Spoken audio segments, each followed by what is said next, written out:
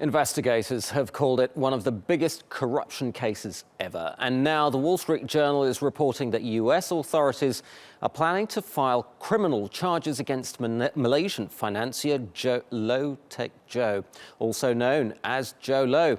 He's been called a key person of interest in the money laundering investigation into Malaysian State Investment Fund 1MDB.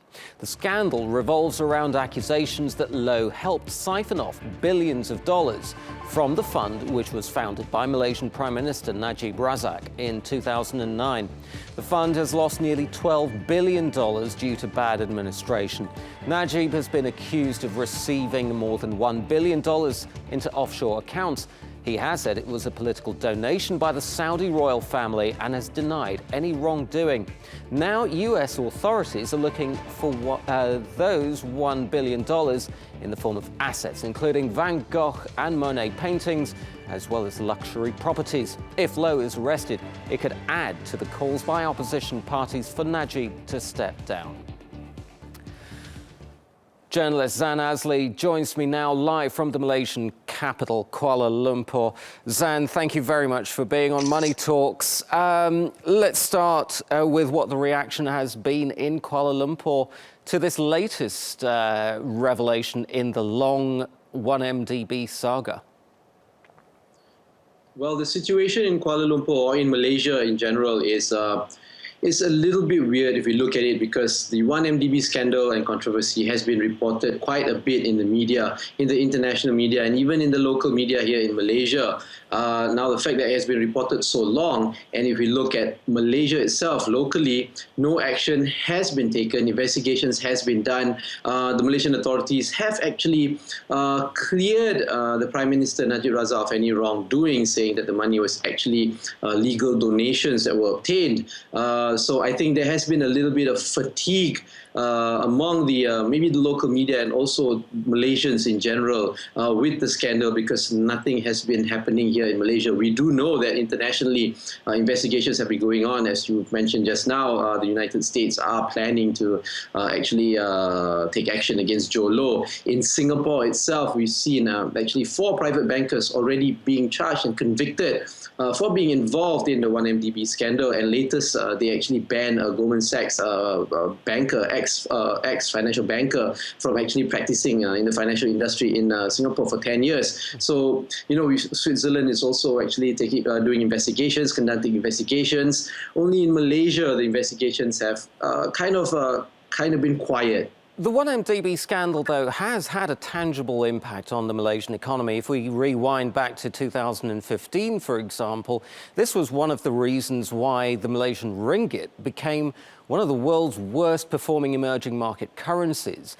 What has been the long-term impact on the Malaysian economy of this scandal? Well, a lot of the Malaysian public believe that it is because of the 1MDB scandal that the drop of the Malaysian currency, the ringgit, has been happening, and it has been continuing to drop. But of course, if you look at what the Malaysian government is saying, is that it is not related to the 1MDB scandal. They say that it is a global recession, and that's why the currency is dropping, and that's why the economy is getting worse. But the Malaysian public really, a lot of them actually do believe that it is indirectly probably related to the 1MDB scandal, because there is slowly becoming a lack of confidence in the governance of Malaysia.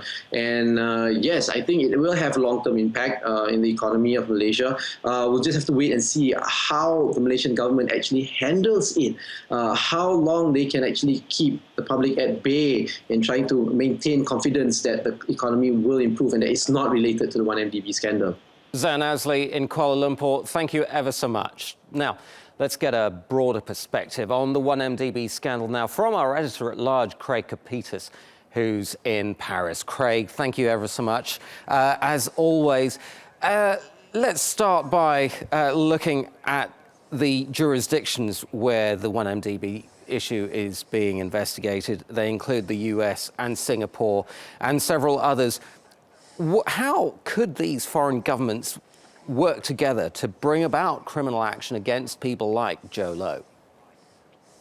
Well, the investigation was triggered by the U.S. using a topic we've discussed frequently on money talks, and that's the extraterritorial enforcement of U.S. law in any event that involves a U.S. bank or U.S. dollars. Now, in this instance, the U.S. Justice Department has been fortunate because the Singaporean judiciary and government is collaborating with them on an investigation and possibly a prosecution. So that's the dynamic of it. What's curious here is that the Malaysians, as our previous guest pointed out, have essentially circled the wagons. In Malaysia, Jho Low would appear to be clean, and certainly the Prime Minister would appear to be clean in all of this based on what the government has done so far. So Jho Low's exposure is not in Malaysia. It's in other venues where U.S. dollars and U.S. banks, and perhaps Singaporean currency as well, was spent. Craig, you've written extensively about corruption, including people like Mark Rich, the founder of the company that eventually became Glencore. What parallels do you see between the 1MDB scandal and some of these other scandals that you've written about? Well, you know, Jho Low, who's only 35, he believes he's a master of the universe, like Mark Rich. In fact, he cites Mark Rich as his inspiration. This is a young man who has delusions of grandeur that only money can afford. And what is going on here is that he's being empowered by the Malaysian government. There's no doubt about that. I mean, let's think about this for a moment. The question is, really is, forget the legal phrasing, as, you know, did this guy loot some $3.5 billion from what's essentially the Malaysian sovereign investment fund?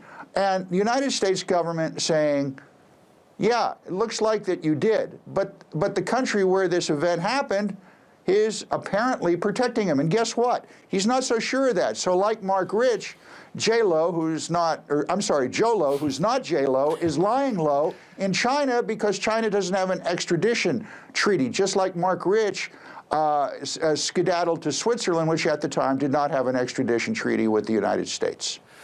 Craig Copetas in Paris, thank you ever so much.